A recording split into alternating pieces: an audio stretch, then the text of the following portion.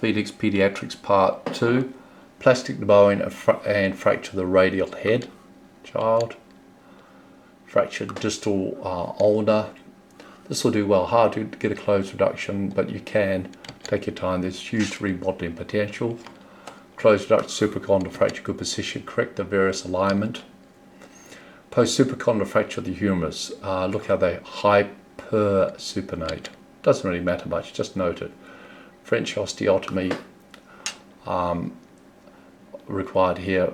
Gunstock deformity following supracondylar fracture. Need to correct this varus angulation. Pre-reduction X-ray fracture supracondylar. Bit unstable, but will remodel actually. And here it is reduced. Closed reduction. Showing refracture of forearm, although we say they go on to healing. Here's one that's refractured through the healing callus.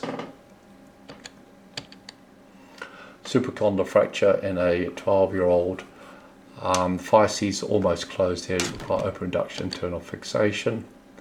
Supracondylar fracture showing remodeling.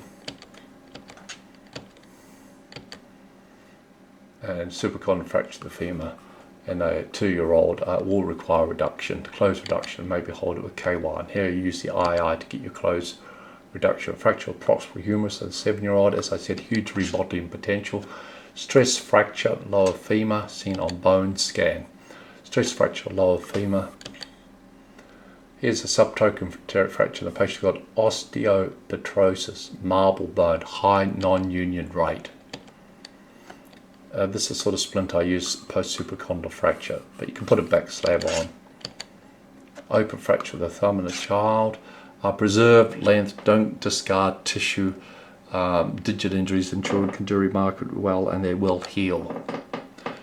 Tibial spine fracture here is non-displaced. Infection osteomyelitis of calcaneus in a 5-year-old, most unusual.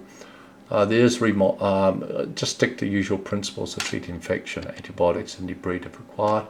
Here's a osteomyelitis L1, a 10-year-old child presented with low back pain. First presentation 2 weeks. Remember, take back pain seriously in children. Here's a punched out lesion. Staph aureus, ESR was elevated, so was a C-reactive protein. Pain here in the mid back. Here's pain swelling over the elbow.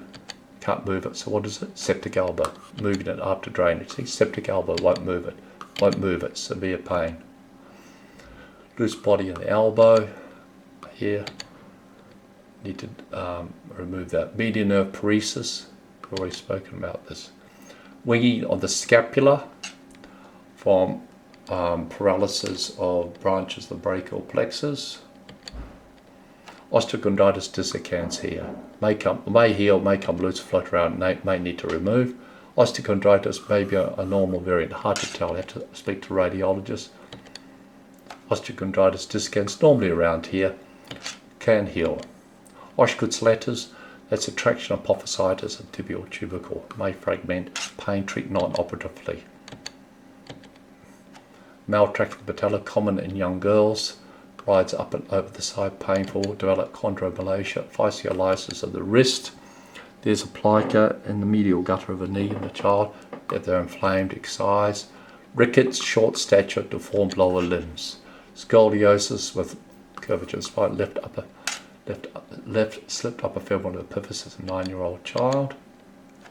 Sever's disease, increased ossification of the apophysis of the heel, can be very pain, treat non-operatively. L5S1 slip down here. Here's a slipped upper femoral epiphysis in children, pain, overweight teenagers, and again the head is slipping off the neck, head is slipping off the neck, head is slipping off the neck, head is slipping off. You have to pin it where it is in situ to stop it slipping anymore.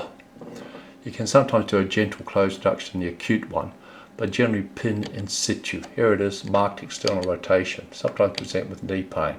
Cut tendo Achilles, 10-year-old, surgically repair it. Tumour, osteoidnitis, increased density here. Pain relief by aspirin. Punched out lesions in the foot of a child. Punched out lesions. Coleman's disease. Hope you enjoyed this presentation.